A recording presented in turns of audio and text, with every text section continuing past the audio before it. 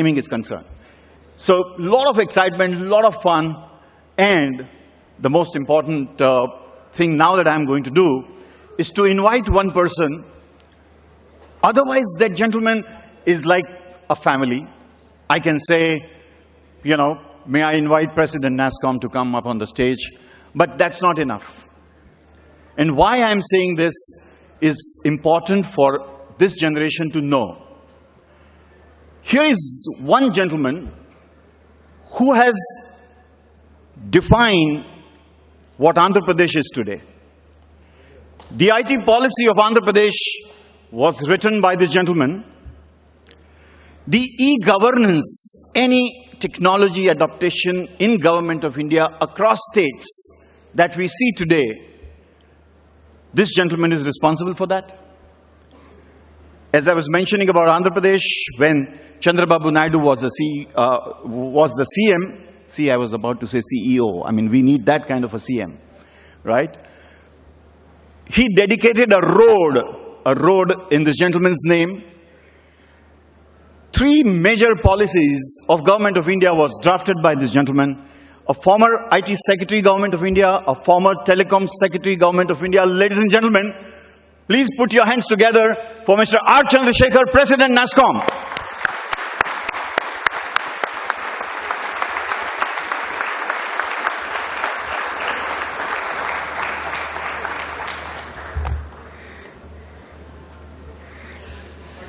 Good morning to all of you.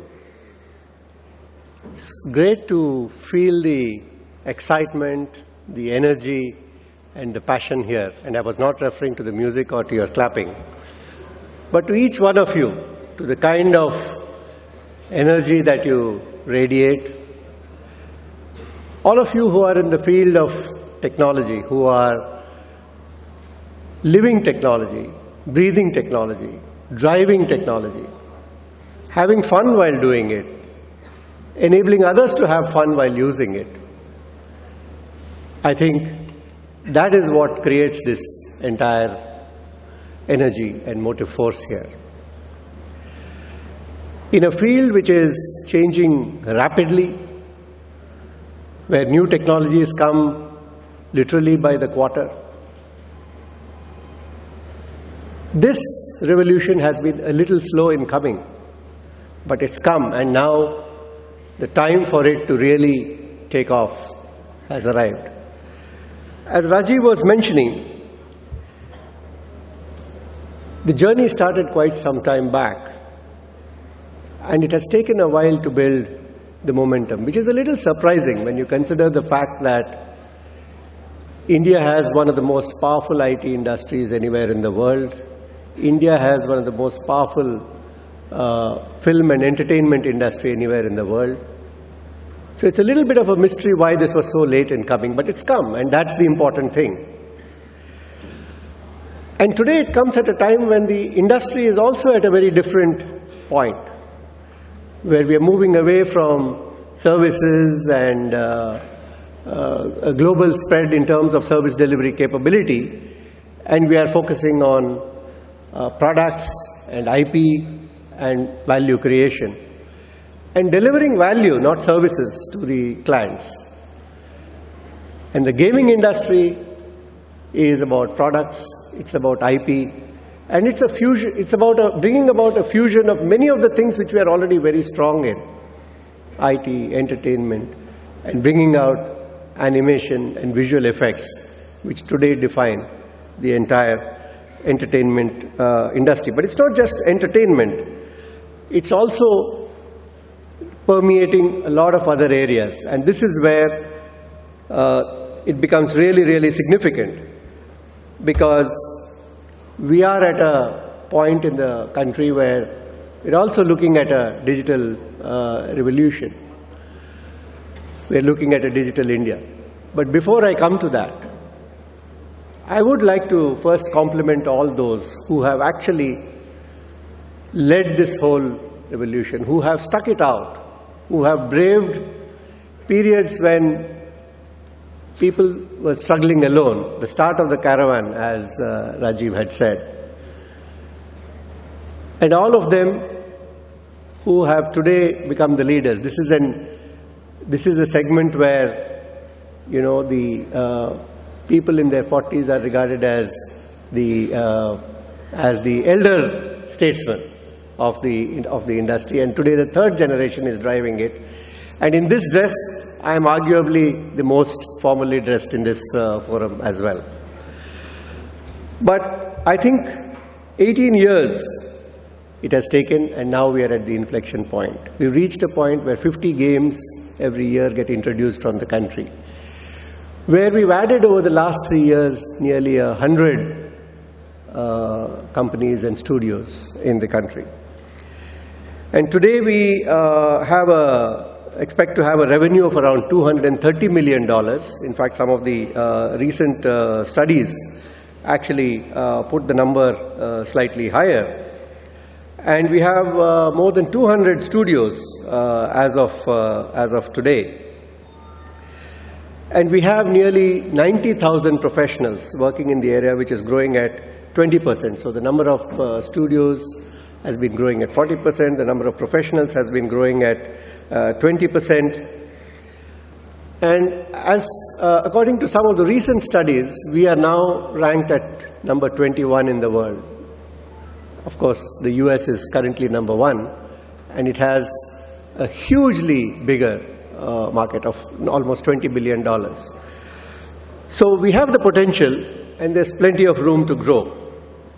But let me just spend a couple of moments on the kind of impact and potential that it has, particularly when we stand at the anvil of Digital India. Gaming is not just about entertainment, and as we talk about gamification of almost everything that we do, the dividing line between entertainment and work is also blurring. And especially in certain areas where NASSCOM and the IT industry is trying to engage intensively with the government, with the private sector in other domains, I think the opportunities for the gaming industry are mind-boggling, limited only by the imagination.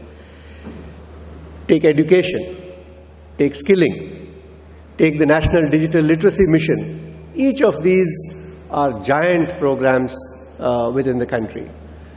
Each program involves billions of dollars, involves hundreds of millions of people. That's the clientele. It's not just a small group of people who are playing games. The studies that we have made show that about 13% of the online consumers would be casual gamers.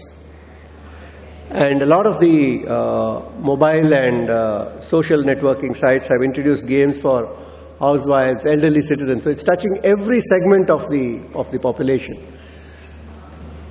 In the last 10 years, we've gone from having 100 million mobile phones to having 1 billion mobile phones.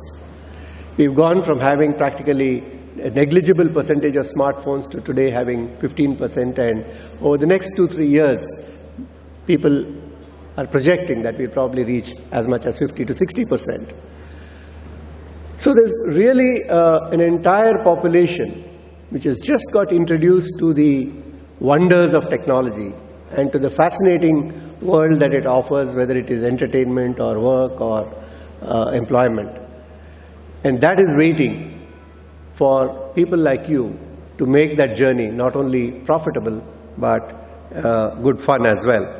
And there are opportunities outside the country, whether you take areas like Japan or Korea or East Asia. And there are a number of discussions which are on about the opportunities over there. And the good thing also is that today parents no longer regard this as a diversion. And I was just speaking a little before the start, where a few years ago, parents used to ask people, and you were saying that, why are you leading our children astray? Why are you leading them into this path? Not anymore. Because whatever you do, if you're good at it, I think there's a fortune to be made. And this is no different. And as the diversity of people who are playing these games and the diversity of games is increasing, we're also seeing the fusion of other areas like analytics, in which again the IT industry is becoming renowned globally. And when you apply analytics to games and see who are the people who are using the games, where are they, how long are they using them, or at what level are they getting stuck, that provides a lot of information which enables you to make your product even more engaging.